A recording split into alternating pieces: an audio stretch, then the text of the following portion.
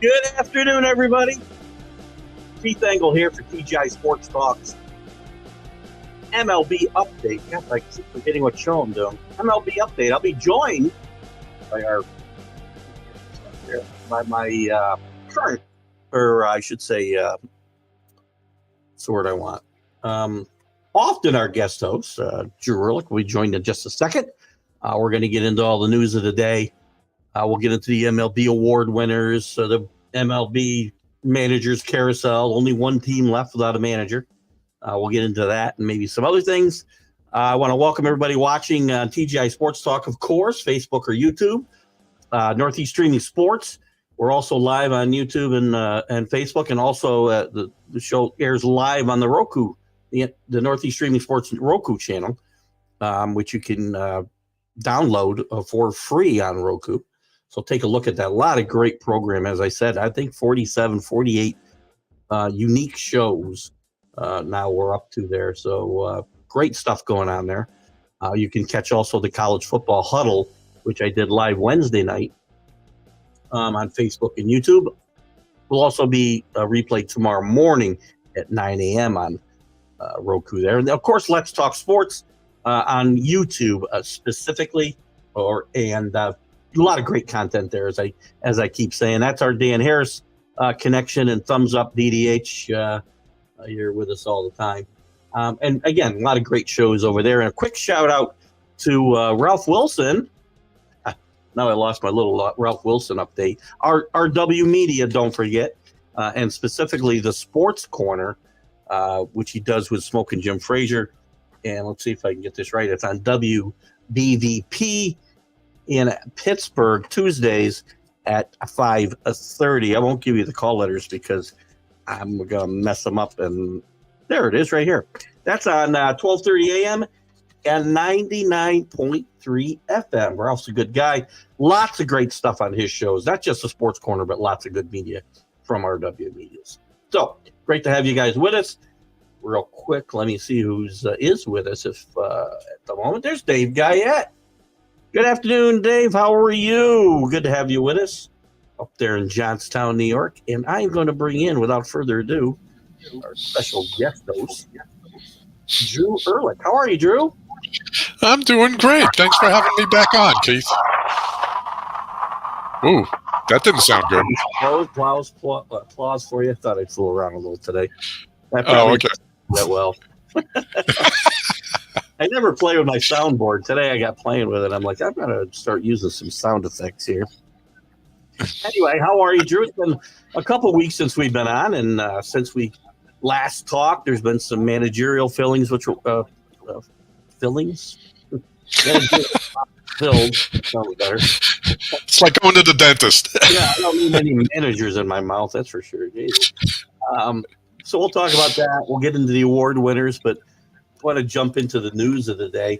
And while I pull that up, what's the top of your mind about Major League Baseball? What really strikes you today as we talk about MLB? Well, how predictable the off-season awards were. I mean, there was only one surprise to me at all. A lot of, and we'll go through them all, but a lot of unanimous selections, which is not usual. And we'll talk about whether we agree, disagree. There's a couple things. Listen, I get it. Ohtani's a great player. I don't want to get into it now. We'll get into it then. But I just feel like winners deserve the MVP more than losers. Sorry.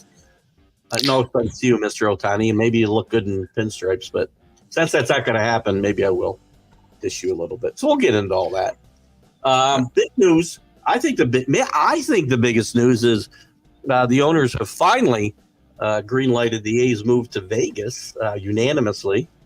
And whether this is a good move or a bad move, who knows? I mean, the Raiders aren't doing so good there, but they're drawing people. Oakland loses a team. I've said this for a while, and I'd like to get your take on it. You got to support your team. I understand it's not a great stadium. It's not a great venue to go watch baseball. Nor was it for football, I suppose. But if you don't support your team, you're going to lose your team. That's all there is to it. And the A's, or Oakland, has had a great history of supporting this team. They've had good teams, maybe not winning teams often in the 2000s here. The last few years notwithstanding, they had some really good baseball teams. Even back to the 70s when they were winning 3 straight World Series, they really didn't support this team. I mean, they come out for the playoffs and big series, but there was often nights there was 4,000 or 5,000 people in the stadium for a World Series winning team. And it's amazing to me they've kept the team as long as they have. I agree with you. I mean, they've never had the support. They're essentially the Tampa Rays. Yeah. Same issue. Good teams at times. And the fans don't come out. And then when they're leaving, oh my God, you're leaving. You can't do that to us. This is terrible. And I'm like, okay. And of course, the government people were taking their cue from the fans because they didn't try very hard to keep them. Every time something came up, they deep sixed it. So, like, okay, well, that's because no one's supporting, the fans aren't supporting it. And we're like, okay, well, then they leave. If you want a better stadium, you should show up to the old one, in my mind. And it's interesting you bring up the Rays. I was going to mention, before we finished up this conversation about them moving, let this be a cautionary tale to you fans in Tampa. Start showing up, or your team's going to be somewhere else. And you got a good organization there, and you ought to be supportive. Well, Tampa actually, I believe, has a new deal in place for a new stadium. Finally. Is it a done deal though? Nothing's ever a done deal till they start breaking ground, but it's pretty certain at this point. Well, hopefully for them that will work, and please show up. The Marlins built a new stadium, and people didn't necessarily show up there either. That's another example of, I don't know what their attendance was this year with a playoff team, but I don't think it was way over the top. So a new stadium, doesn't always cure all the ills. No, it doesn't. And again, baseball itself has often gotten overpriced, between the parking and the tickets and the refreshments and everything else. They're trying to pay for all the salaries, and you're like, you're leaving out some people. Yeah, you're not wrong there. That's it is an expensive proposition to go to a ball game. I don't know how you do it if you got 2 or 3 kids you're trying to take with you. And I mean, I have some people that I know. In fact, somebody who works for me, but they travel. They have the last 3 years they've taken their kids and they travel around the country, and their goals go to every stadium, and each year they've gone to like 5 or 6 different spots during their trip, and it's an expensive proposition, man. That's not cheap. Nope. So, and some places are cheaper than others. I mean, you can get into a Rocky game pretty cheap these days. I'll tell you right now. True enough. Elsewhere, I'll get to the trade last here. I want to go through a couple other news. MLB, who's again trying to follow the NFL's plan, I guess, for games overseas. They had planned some games in Paris in 29, or 25, and that's been canceled. So I don't know about, Jesus. Here's the other thing. You take games away from teams at their stadiums, and I'm not a big fan of this travel, and I think it hurts the teams up more than it helps them. Well, I understand they're trying to grow the brand, if you will, and it's worked well for the NFL. A couple of years back, they did it in Japan, which is a hotbed for baseball, so that made sense. Yeah. Although if you were the home team, that would piss you off because you're not much of a home team. Well, yeah, you've lost 3 home games or 4 home games, right? Yeah, but at least that made sense. Anywhere else, I don't know. And Paris has been problematic anyway, politically. Anything could blow up at any time. And then you've got the Olympics there and everything else. So we're really going to, with the WBC, which I really like, by the way. I mean, I know we're trying to grow the game globally, but if playing 3 Major League Baseball games in Paris, or where'd they play last year? They played in, wasn't Germany, was it? It was someplace that was maybe it was London. Maybe it was in England. I know they played 3 games over there somewhere for the first time in a couple of years, and it was, are we really going to grow interest in Major League Baseball over there? I don't think we are. I think they're trying to piggyback on the WBC, and it has been somewhat successful. I'm just not sure it's going to work like the NFL does. But no, I don't think it's going to have the same kind of effect, and we'll see. We're going to get into David Cole. David Cole. Oh my God, Cole definitely deserves the Cy Young. We'll get into that in just a little bit, Dave, for sure. That'll be our next move here. Elsewhere, the Braves get Atlanta, I should say, gets the 25 All-Star game after losing in 21. One big piece of advice, Rob Manfred: stay out of politics. Baseball, stay out of politics. I mean, you created a firestorm that you didn't need to do in 21, so don't do that. So I'm glad the Braves get this game back. If anybody even cares about the All-Star game anymore, by the way. I barely pay valid attention. point. What else? And then we had a trade in Major League Baseball. The Braves trade 5 players, a former runner-up for the Rookie of the Year in Soroka. They trade 5 players for a relief pitcher who would middle of the road at best. Was he 5-5 with about a 6 ERA last year? So what were the details of this trade here? Included Jared Schuster, too.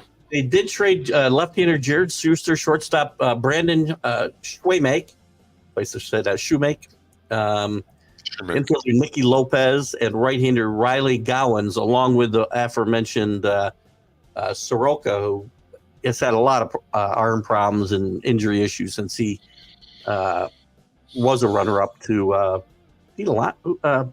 Who was a runner-up? Pete Alonso, I think he was, wasn't he? The runner-up? I believe so. They traded him for Aaron Bummer, left-handed relief pitcher. Again, this is a funny-looking trade. I mean, I don't know. Do they love any of these guys they gave up? Schuster was fairly highly ranked, I think, at least one time. So, you know, we're going to have a lot more trades, obviously, this winter, but this kicks it off. Any thoughts? Lots of thoughts. Someone will look at this and go, is this guy really that good? And the answer is no. He was decent 2 years. He was decent 2 years. He was actually very good 2 years ago. Worth 5 players? There's actually a lot of things going on with this one, way more than the Quantrill trade. First off, the White Sox have holes all over the field. So they needed a veteran presence at shortstop. They lost Anderson. Nicky Lopez will take care of that. You know, he's not a great hitter, but he has his moments, and he's a great fielder. And the biggest thing for them, I think, is that he's a great person in the clubhouse. And they're looking to replace a lot of their veterans that they lost. So there's one thing. Several other things. You got people on contracts coming up, people that would have been non-tendered anyway, so let's see what you can get. They're also clearing out room on their 40-man roster because if you're not really going to move these guys up, then cleaning out your 40-man roster allows you to put more of your minor leaguers on there and protect them from the Rule 5 draft. So that's a factor in there. So there's actually a lot of things going on administratively behind the scenes that this looks really lopsided, but there's actually technical reasons why it makes sense. Well, Rick, to your comment here, Drew spoke very highly kind of all 5 of these guys, so I would write these guys down definitely as guys you want to pick in the draft next year. And I don't know about that. And I would go up because it sounds like Drew might pick them for you if you do not. So just a little bit aside. We did okay for him last year. You did very well for him, yes. I hope he gave you part of his winnings. Oh, yeah. It's a free league, so you got nothing. I got all of his winnings, yeah. Right, you got 100% of the winnings. Yeah. So, yeah. As you should, actually. So from there, any other news that I don't have any other news, really breaking news anyway, to chat about? Anything maybe that's come up, and besides the stuff we're going to get into with the awards and the managers' moves? Cal Quantrill was another a trade, and again, you're going to see, as I just said, you're going to see a lot of trades clearing space, trying to fill holes, non-tendering, 40-man roster. You're going to see a lot of this stuff early before you start to see the really big trades with consequential players. So these guys are just adjusting their rosters at this point. That's what that's about. Right. Quantrill was a surprise. It was going to be a surprise, actually, that he was going to be non-tendered from the get-go. So for the Rockies to pick him up, it doesn't cost them much. And if he actually rebounds well, he didn't do well until like the last 3 outings he had this year. And he's been injured, which is another thing. But maybe they could catch lightning in a bottle. It didn't cost them a lot. How's he going to do in Colorado? That's a whole question. But this was a surprise in the first place, and for them to get it looks good for them. Yeah, I think it's more than just a filler move. I think it might have some impact next year. Good. Let's go through. So Dave wanted to talk about award winners. We're going to go right down the list here. So when we get to Cole, we'll get them. We're going to start with the MVP awards. Both runaways. So Ohtani wins it easily in the American League, and Acuna wins it easily, which is that one's certainly no shock. Neither one should be a shock, I suppose, to anybody.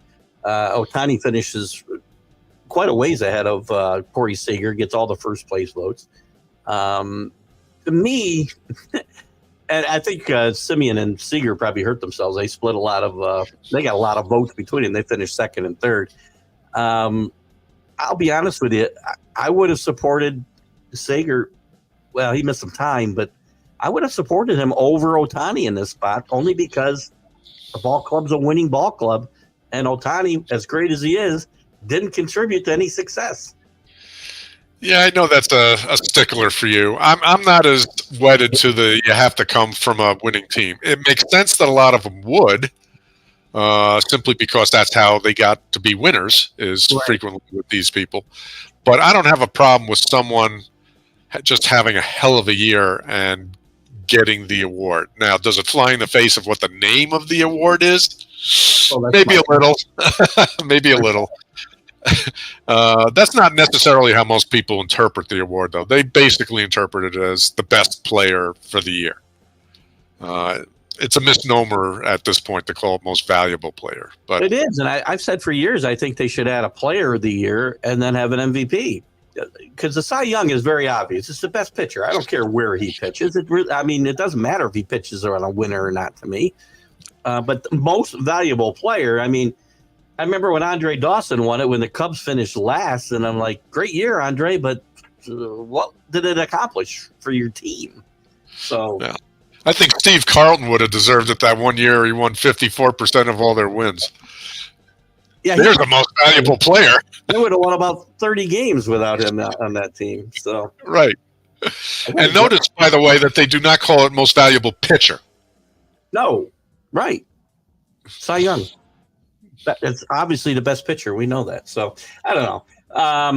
Acuna, there's obviously I have no issue with Acuna winning this award. He had a record-setting year, a year like nobody's.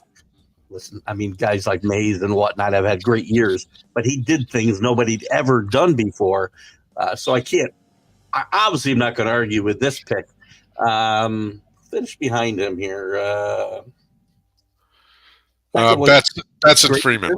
Yeah, Betts and Freeman, great years, but again, there's no way. Again, he plays for a winner, and I don't have any problem here for sure. Any thoughts on either? Any thoughts from you on either one of these? 40-70. That's all you need to know. For crying out loud, and this is after a major injury. Fabulous. Funny, you sent me the, and I haven't read that article that you sent me yet. I've opened it up a couple times, and I get distracted. But overall, we obviously had the change in the rules to the change in the size of the bases, which obviously shortens the base path as well. It's no longer 90 feet. Plus the change in the rules that you can only throw over there twice, which I've got to believe contributes to, obviously, I think the success rate this year was 80%, which I think is the highest ever, the record. and to me, it makes perfect sense that you would have a record this year because once I've thrown over there twice, I can probably walk to second base. There's no way you're going to get me. So, great year, and I don't want to take away from Acuna. I don't know if he'll ever do this again. This is just a tremendous year. He's going to shoot for 50-50, he said. Yeah, but that's a good goal to go for sure. He'd be the first 50-50 guy for sure. I remember when it was a big deal when you went 30 for 30. Bobby Bonds did it like 5 times, I believe. So then it became an old hat for him. So we had to start looking for 40-40 guys. Now we got to wait for 50-50 guys. So yep. But and he stayed healthy pretty much too this year, which was huge. Obviously, to being able to accumulate those numbers and certainly help his team win here. Getting to the Cy Young, where Dave was. I got a comment here. So what's he say? Regular season champion and participation trophy. Thank you, Rick. That's how I feel about that. And here we'll get to Dave's comment here. Cy Young, obviously Garrett Cole, another unanimous vote here. Wins over second place Sonny Gray. Kevin Gausman finishes third. Cole, pitching on a mediocre team at best.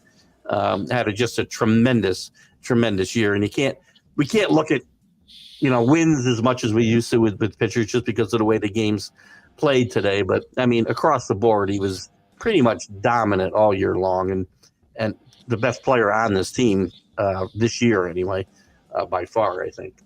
Yeah, no question. I mean, this was a no-brainer. As I said, I didn't find any of the picks surprising. They were all telegraphed way back when. Yeah. The only one was one of the managers.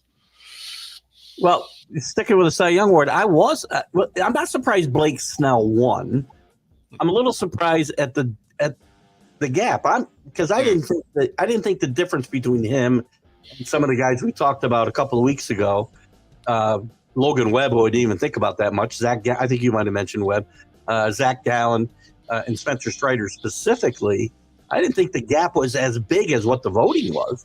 But congratulations, Blake Snell deserved the award.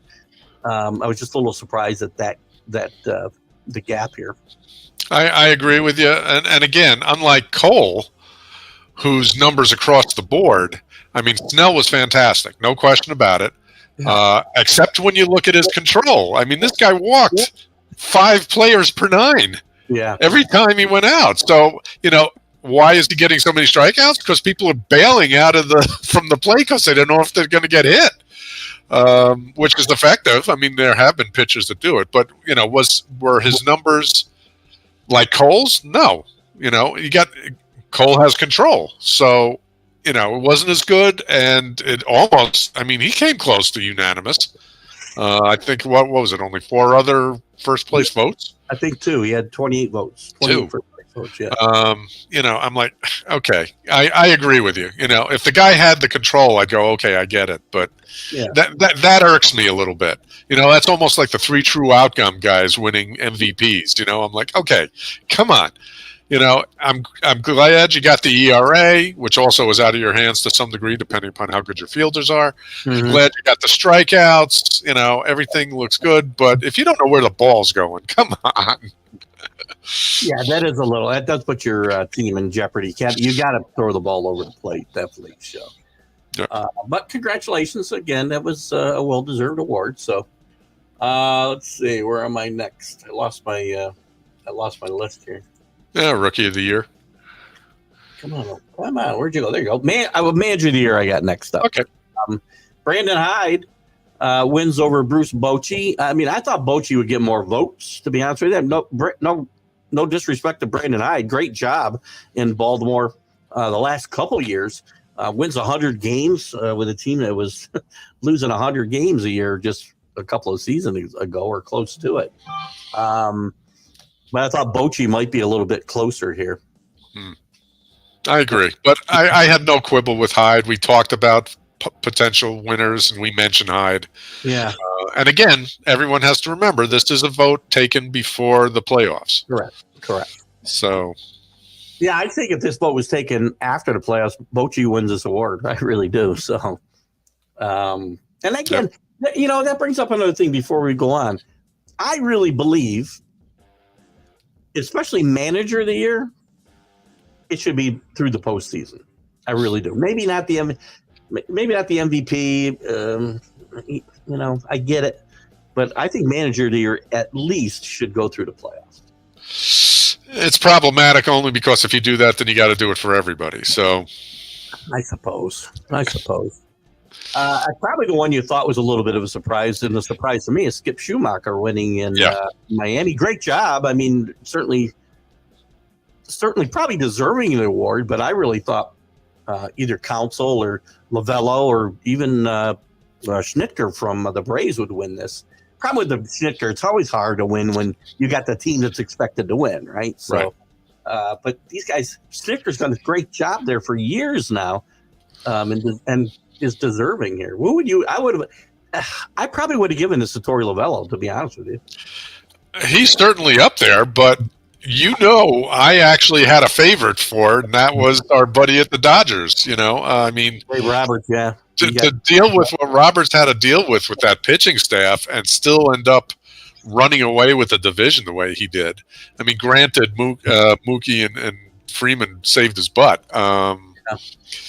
Actually, I did talk him up for this award a lot during the course of this show during the year, because there's a lot of haters out there of the Dodgers. Well, one I can think of particularly, who just hates Dave Roberts and everything to do with the Dodgers. And how Dave Roberts could ever be accused of not doing a good job this year is amazing to me, with the injuries they had to deal with, as you said, a lot of situations to deal with.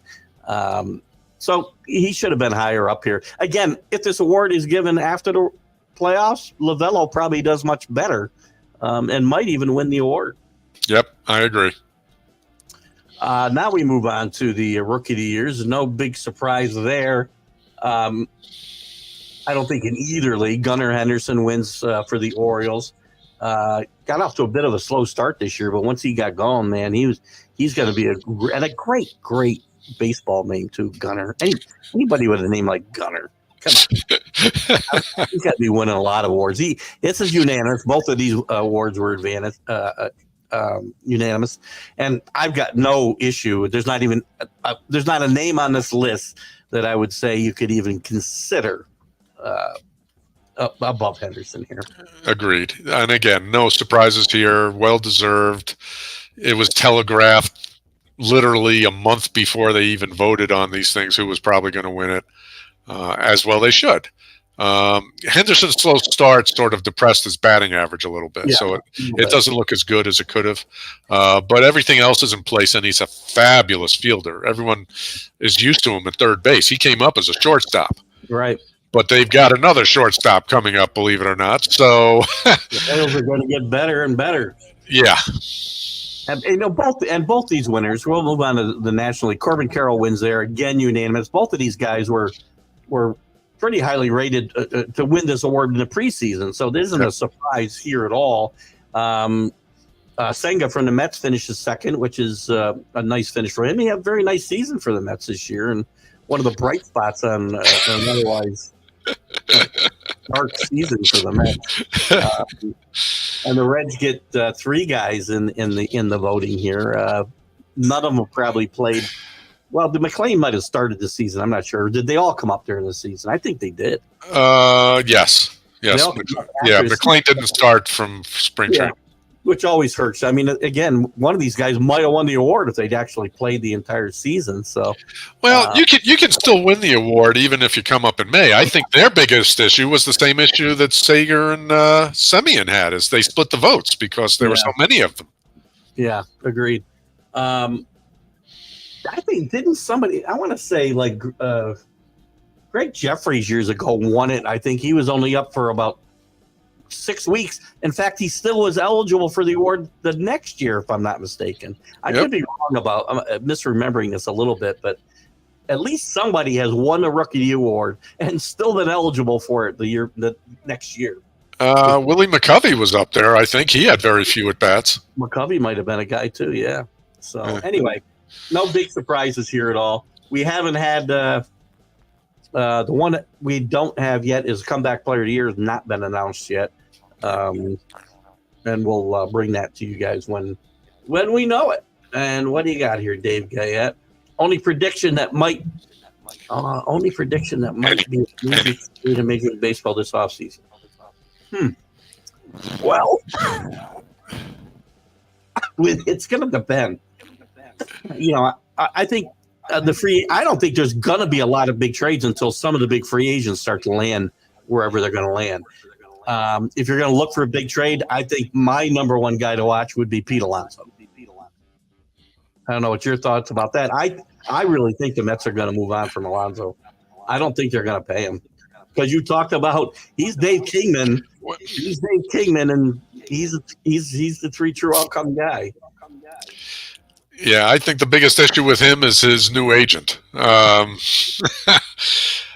for the first time in modern memory, Boris is actually talking about negotiating earlier than usual, which I think is an Alonso thing of, hey, I'd really like to stay in New York, Scott. Can you see what you can do here?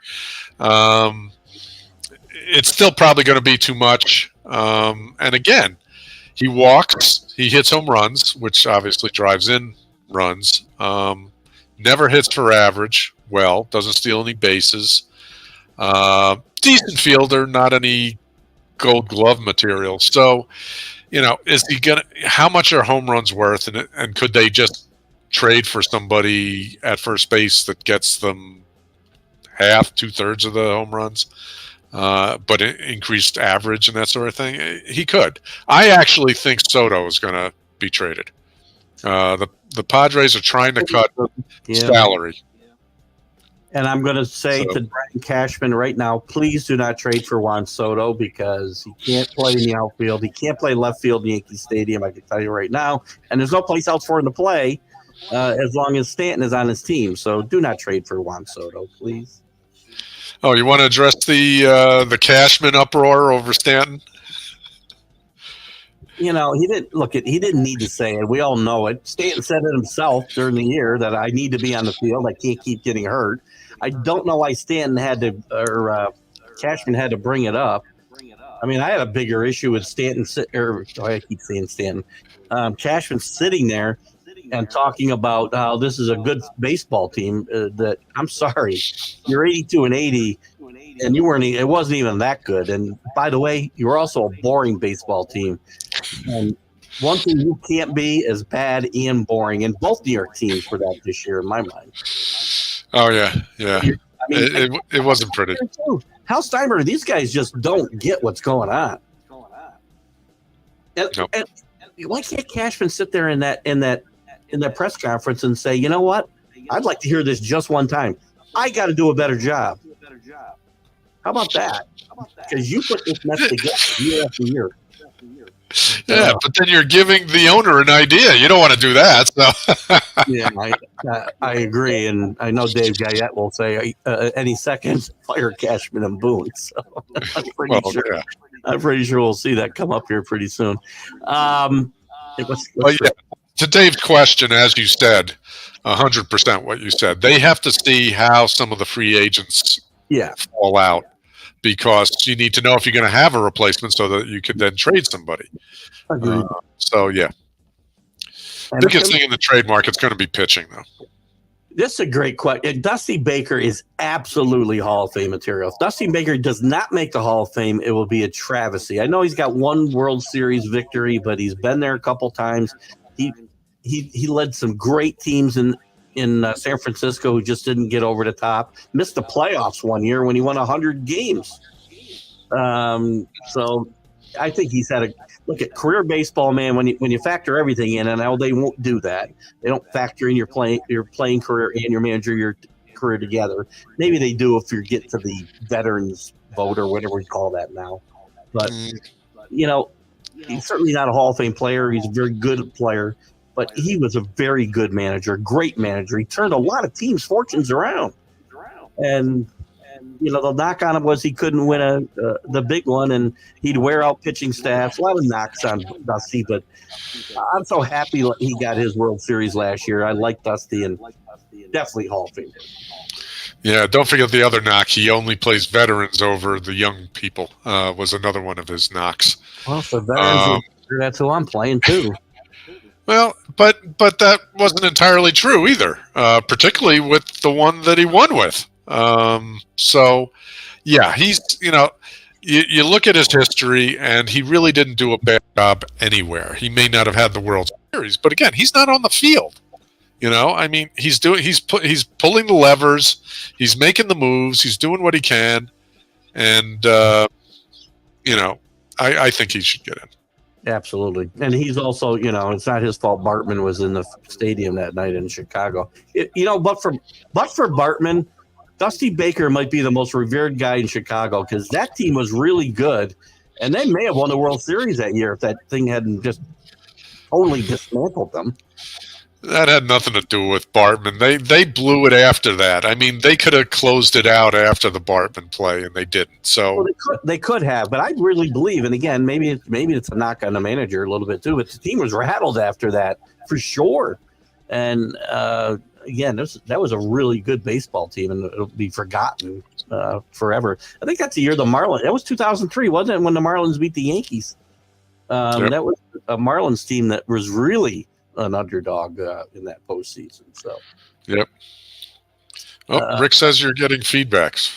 Am I getting feedback? I'm trying to. I'm not hearing it, but I keep playing with these settings. That's why I'm trying to keep you.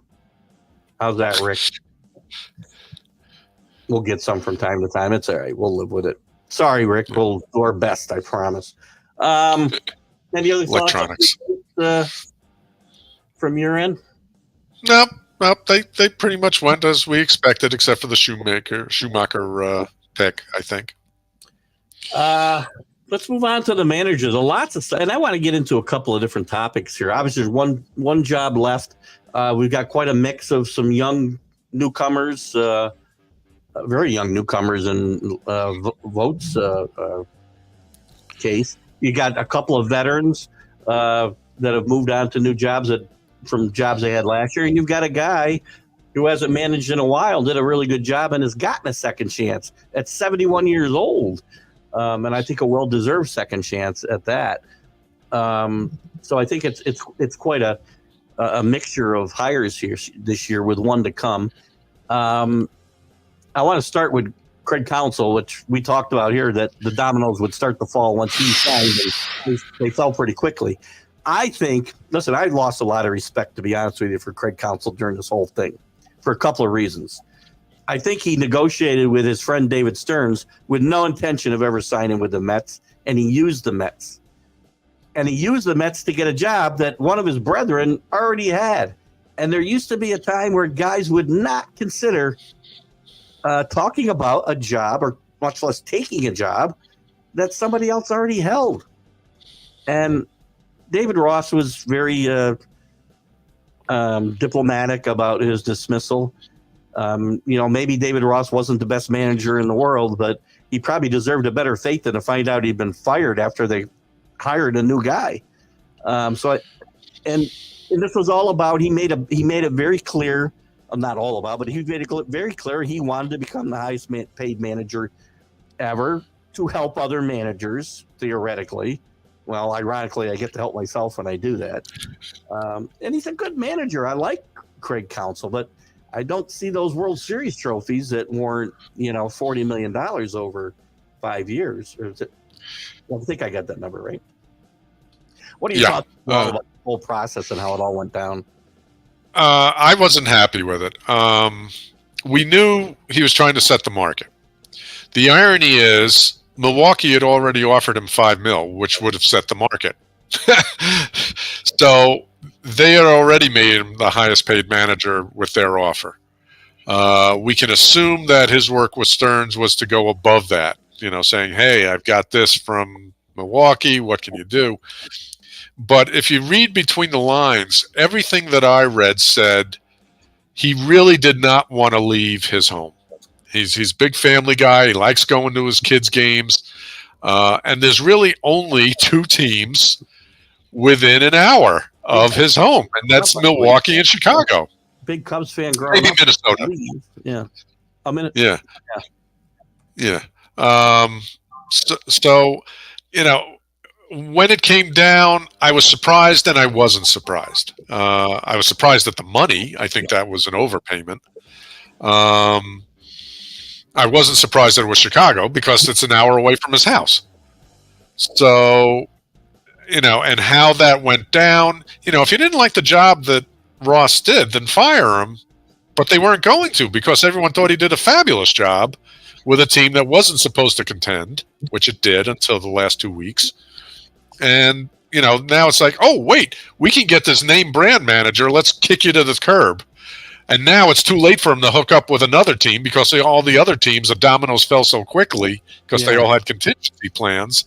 No one could consider Ross, although he could officially being considered for the Padres, I suppose. But I wasn't thrilled with how it went down, either the money involved or how they treated Ross.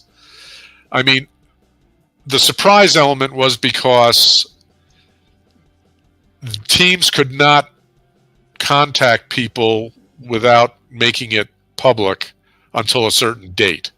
Right. That's why no one heard about the Chicago offer.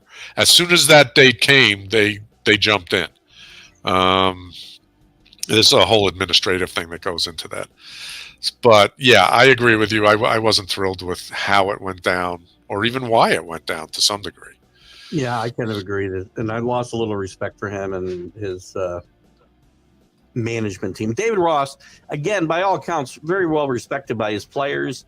If there was a knock against him, I guess from what I've read, is that a lot of the in-game strategy was handled by Andy Green, the bench coach. But listen, I mean, there's a lot of teams that the bench coach is handling a lot of that stuff too. So how much of that is true, I don't know. I know that he did a great job with a very dysfunctional Cubs team this year in my mind. So. Yeah, and that's the other thing. Keep in mind, Ross had managed before. So who do you put as a bench coach? Someone that has the experience. Yeah. Voigt's going to have that same issue in Cleveland. So you can't blame him that he's relying on someone else. I mean, it's still his call. He could say, "Nah, I don't agree with you, Andy. I think I'm going to go this way," and that's fine. And Ross would have owned it because that's the kind of guy he is. But yeah, I don't think that's a knock that's legitimate.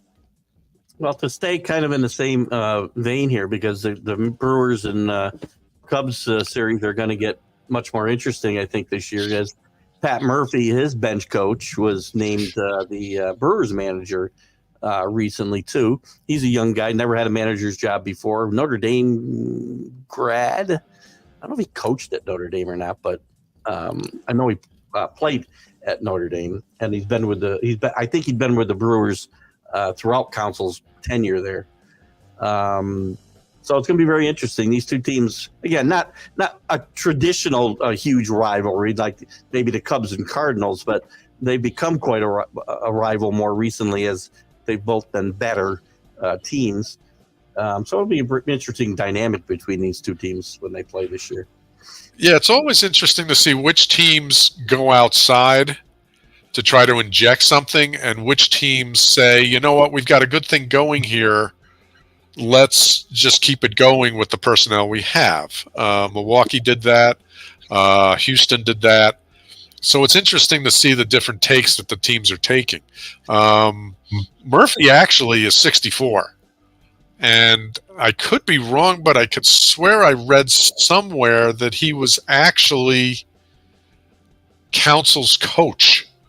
Oh, he was. That's true. That's absolutely right. Yes, he was. Yeah, in college. And so, I mean, there was a connection here to Council, which is ironic at this point. But and he's obviously older than Council then.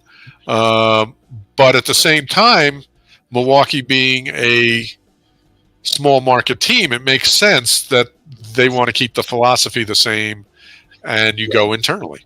And that's what they did. And the smallest market in baseball, actually, the Milwaukee Brewers. So they did a great job. All of the management, since David Stearns was there and brought in Craig Counsell and some other people, they've done a great job of making his team competitive. It's going to be very hard for them to get over the top, though, with the restrictions that they have financially. And I'm sure that Craig Counsell is excited to be, getting someplace with more resources. So we'll see with a pocketbook. Yeah. Right. And Rick, real quick before we move on, I do appreciate anybody letting me know when we have those technical issues. So thank you for that. Hey, I'm just noticing you're apparently a wit.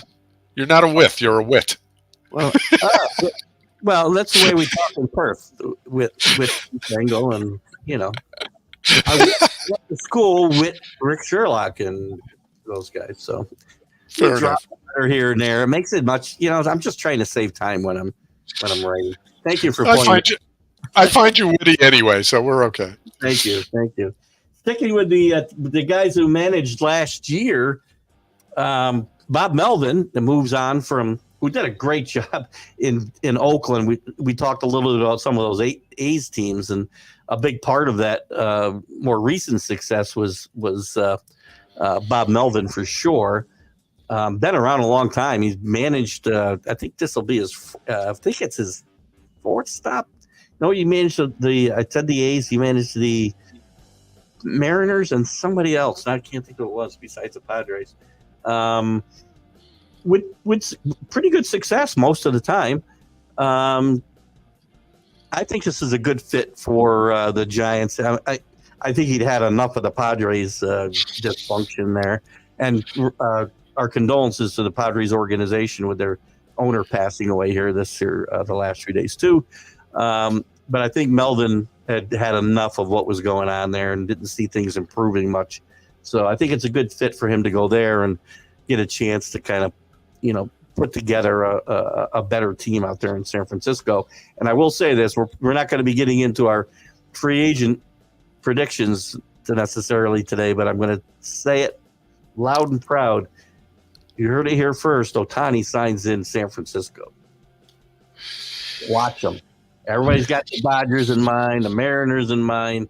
Watch out for San Francisco. Yeah, it's possible. Yeah. I mean, when it comes to the Asian players, there tends to be two factors that enter in.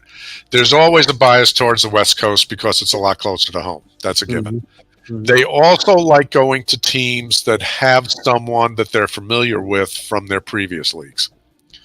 So the Mets, for example, are in the running for Yamamoto because of Senga. The Red Sox are in the running because of their guys. So, those tend to be the two factors. So certainly San Francisco being on the West Coast makes them, a viable possibility. And remember, they were going after Judge. They wanted a big splash. And, they tried Judge, they tried Korea. Neither panned out. They still got the money to spend. So they're willing to spend. And that's why I really believe that's a good, and I think it's a good fit. I really do. We'll see how that. By the way, you mentioned Yamamoto. Was that how you think? So Yamamoto, we were talking about Cashman before, and one thing that we didn't touch on coming out of this press conference is ripping Stanton. Stanton's agent also represents Yamamoto, and his agent said afterwards, saying, this is one of the reasons that free agents, both domestic and foreign, might shy away from the Yankees because of this type of stuff. So he didn't need to say what he said. Nope, that's an oops. We all know the situation. I mean, why point it out further? Anyway, so I regress anyway. Yep. But getting back to Melvin, I think the surprise here wasn't so much that the Giants picked him up. He's a good fit, especially in light of Kapler. I mean, he's totally 180 degrees there. But that San Diego pretty much admitted that, this isn't a good fit. You want out, we'll let you go. I mean, right. It was such a big deal that they brought him on, and now it's like, yeah, okay, get lost. And I thought that was interesting. Let's talk about a couple of the young guys before I go to the old guy. Who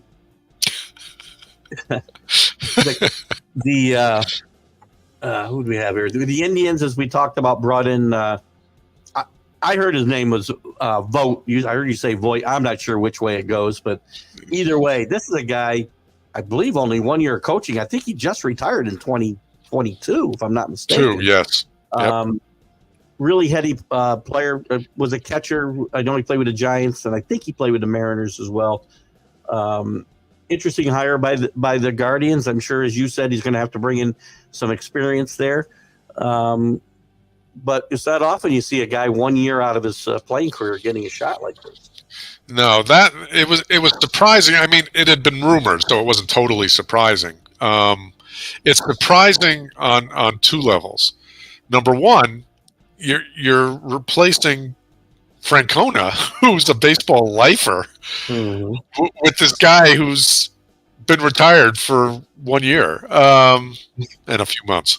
So he's got a great reputation. Everywhere he went, they loved him in the clubhouse. He talked to all players, treated everyone equally. I mean, he was never a star, so he made his mark by being one of those guys in the clubhouse. Great communicator, supposedly. It's 1 year. It's like voting for a guy for president that's been a senator for 6 months. You're like, okay. We tried that, by the way. I remember that. It's like, okay, it may work out, and I'm hoping it does.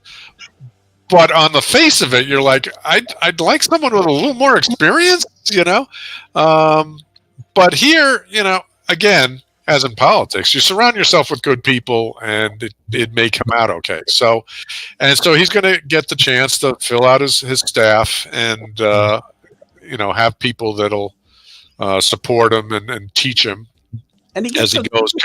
He gets a team with some good young talent with a very good chance to, I think, bounce back next year. He does. I mean, they always have the hitting issue. Pitching's never been their issue. I mean, here they're releasing Quantrill and don't have any qualms about it.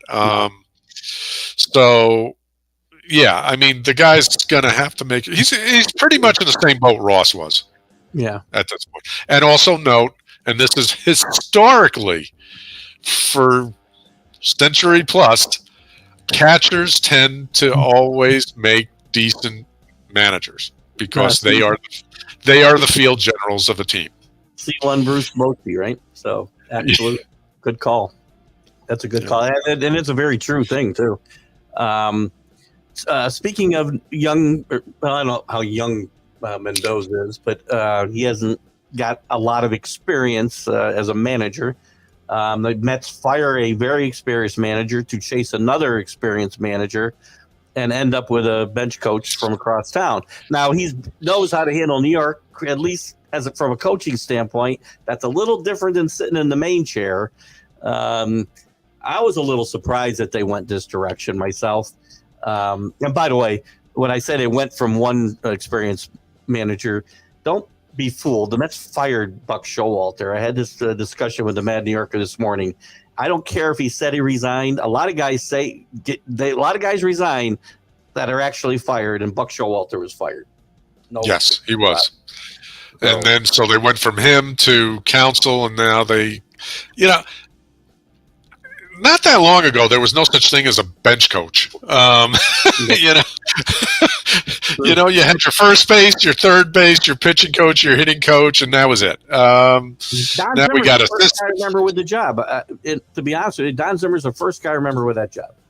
Yep, and that started the trend, and that's fine. And you don't have to, when you're that involved in making game decisions day in, day out.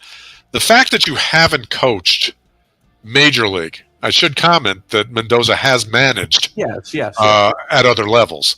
But that you're a bench coach and you're involved day to day, every game, making decisions, giving input, seeing how they turned out. It's not unusual that bench coach tends to be the stepping stone if you haven't had Major League managerial experience to a managerial job. A tough, Espada was the same deal. Yeah, tough spot to be. Murphy was the same deal.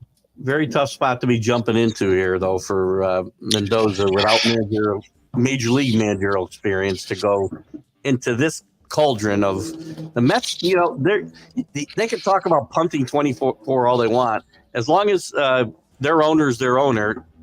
A lot's going to be expected of this team, and they better not finish 75 and 87 again. I can tell you that right now. So, Yeah. And speaking of trades, I expect you to see some trades from the Mets. oh, I would as well. I mentioned Alonso. I do think he'll go, but don't think by any means he'll be the only guy for sure. No. Joe Espada, no surprise there. He was the front runner, the rumored front runner all along, although they did interview other candidates. He was the bench coach for Dusty Baker. He moves up, and I think that's a good move for the Astros. Continuity. Why bring anybody in to make waves with a team that's still a major contender for a title next year, I would say. Yeah, and again, they did it, and Milwaukee did it. Other people brought in someone from the outside, but they were the two that kept the, what do you want to call it, the integrity of the way.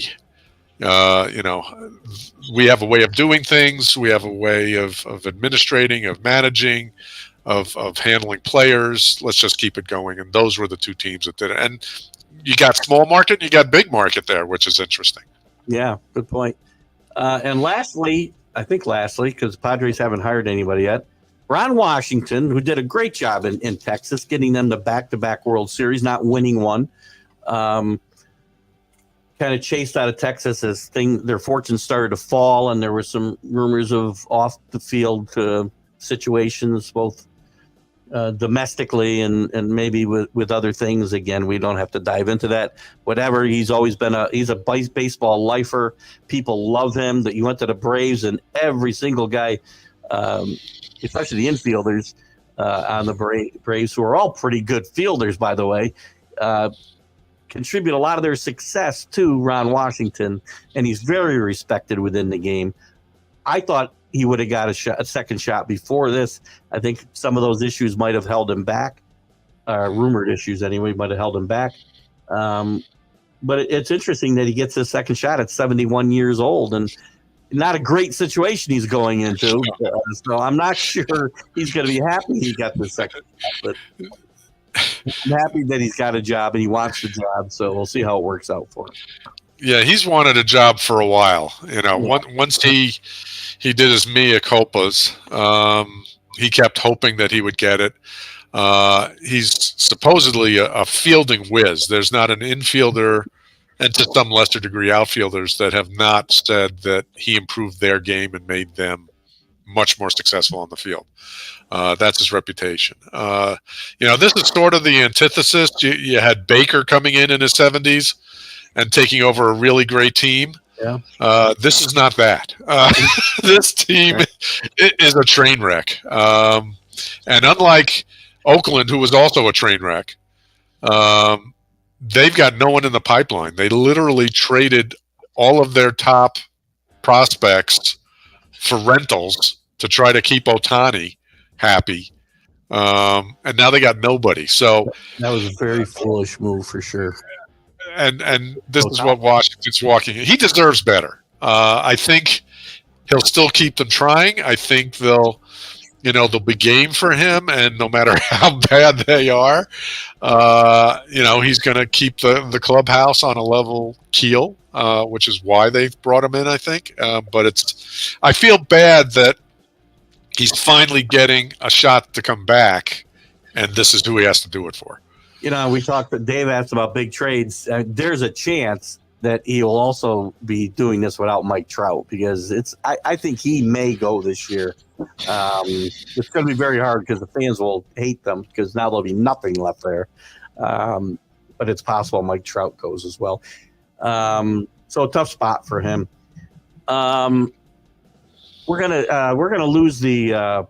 We're gonna go a couple minutes long because I want to talk about one other quick thing, but we're gonna lose the Roku audience here soon. So you guys tune in tomorrow morning for the college football huddle at 9 a.m. that we were live on Wednesday. It replays on Roku at 9 a.m. tomorrow. So check that out. And we appreciate you joining us. I'm going to stay a couple minutes longer because I want to dive into one more thing kind of related to this managerial thing and getting second chances. The rumors with Mendoza in New York is that he wants Willie Randolph to be his bench coach. Speaking of bench coaches, and Randolph's considering it. I mean, he wasn't treated well by the Mets when they let him go, but this is a far different regime. That regime's all gone. In fact, one of the worst managerial firings in the history of managerial firings has got to be Willie Randolph. And I think it's interesting. I do hope he comes back. I mean, Willie's a good baseball man. Another guy that I do not understand has not gotten another opportunity. He did a great job with the Mets. The team, yes, had a couple of late season. He got him to a playoff, got him to win a Carlos Beltran, keeping the bat on his shoulder for 3 straight pitches, going to a World Series, and then had a couple of late season collapses that hurt them and maybe hurt his reputation. I don't know. Why hasn't Willie Randolph gotten another chance? I don't understand it. Including the Yankees, by the way. Hello. Well, the problem with these kinds of things is there's always stuff behind the scenes. Much the way there was with Counsell, where he didn't want to leave home, so it pretty much narrowed it down to 2, maybe 3 teams that he would have considered. We don't know if Randolph wants to stay in the area, and just that's a thing of his, so he's never really put his name in. We don't know. But you would have thought that, if the Showalters and the Williams, not the Williams, the guy in L.A., Washington, if they're getting chances, then Randolph should have as well. But we don't know the reasons behind it. A lot of guys who have done a lot of bad jobs that have been hired in the interim here. And I cannot believe Willie hasn't gotten a shot. It irks me, and I'd kind of gotten over it and passed it. And then his name came up in the news this week as being rumored. I'm like, bench coach, awesome, but why hasn't he been given another shot to manage? Did a great job. And he'd actually make a good fit because, granted, Espada's been a bench coach, so he's been involved and can make his decisions. But there's, like Vogt, where you want, let's bring on someone with experience that can inform your decisions. So he actually would make sense. And Willie, by the way, if you do get a second job, please do yourself a favor. Do not put Jerry Manuel on your staff, because he will stab you on the back and you'll get fired while you're flying to the West Coast. So, well, that's up to Stearns now. So, right. Anyway, any last thoughts on? We still got the San Diego job open. Last I heard, you mentioned Ross earlier. I hadn't heard that. Last I heard, it was still between Flaherty and Schilt. Schilt. I can never say that, guys. I want to say Slits all the time when I see his name. And I predicted Schilt a long time ago. With Ross available, who knows? But he was a really good manager for the Cardinals, and just had another one of those. Yeah. Differences of opinion with management things. He did not leave because he wasn't doing a good job. No, they didn't do well in the postseason under him necessarily, but again, he did a good job compared to a lot of other guys. So he's another guy, deserves another shot. Again, this is a tough team to manage, though, man. I don't know if I'd want that job right now. But we'll see what happens there. Any last thoughts about anything we talked about today, or anything we should? No, we didn't get to free agents, which we will. We would have liked, but again, without you need the full picture, and without the non-tenders who are then going to become free agents, right, and can alter the landscape a little bit, and that deadline is later tonight. Who gets contracts and who doesn't? I thought it was next week. It's tonight. Okay. Yeah, it's tonight, I think. So, then you really have the full field of free agents, and then you can start talking about, okay, who's going to compete? You got the top tier of pitchers pitching. Everyone wants pitching. Gee, that's so unusual. But now everyone really wants pitching. So, including teams that aren't even that good, like the Mets. So, yeah, it's going to be interesting. It's hard to talk about landing spots with those because there are so many people in the mix for the same players. And I'll say this, too, again, similar to the manager situation, until Ohtani drops, there's probably not going to be a lot of movement until one guy goes, and you're going to start to see a lot of dominoes fall. Maybe we'll get some movement during the winter meetings. I was looking for the date of the winter meetings, and I can't seem to find it here, but it's got to be coming up here in December, I would think. Right. Because it's usually early in December, I think, that they have the winter meetings for the owners. So that's when things usually start to heat up. Yeah, that's when you see your trades. Actually, I don't think Ohtani is going to have that much of an effect on the market in that regard. I think he does for the West Coast teams, but I don't. I think all the other teams are going to figure they don't have a shot at him, and they're going to make their moves anyway. That's possible. That's entirely possible. So it's a big list, and maybe we'll jump into it. We'll have some time. Maybe next week we'll do that, make some predictions. And I wanted to cover this stuff today, and give you a little more time to come up with your. We'll both have our bad predictions and see if any of them come through. That's always entertaining. I will not hedge on my Ohtani pick, though. He will be going to the San Francisco Giants if I have to drive him out there myself. Guys, I want to thank you for joining us today. Dave, thank you. Thanks for not bringing up Fire, Boone, and Cassie, because we all did. Did he mention it? Yeah. The comment. I see it so often, I must have missed it. I'm on the same page as you, Dave, I promise you. Guys, we'll see you next week right here with the Major League Baseball update at 3 p.m. next Friday. Join us then. Catch us Sunday with the Stream of Consciousness. And next Wednesday night, we'll have the college football huddle. So please check it out. We'll see you, whether you're watching us on Facebook, YouTube, whether you're watching us on TGI Sports Talk or Northeast Training Sports or Let's Talk Sports. Please like and follow all of those sites and ring the bell on YouTube if that's what you got to do. Have fun.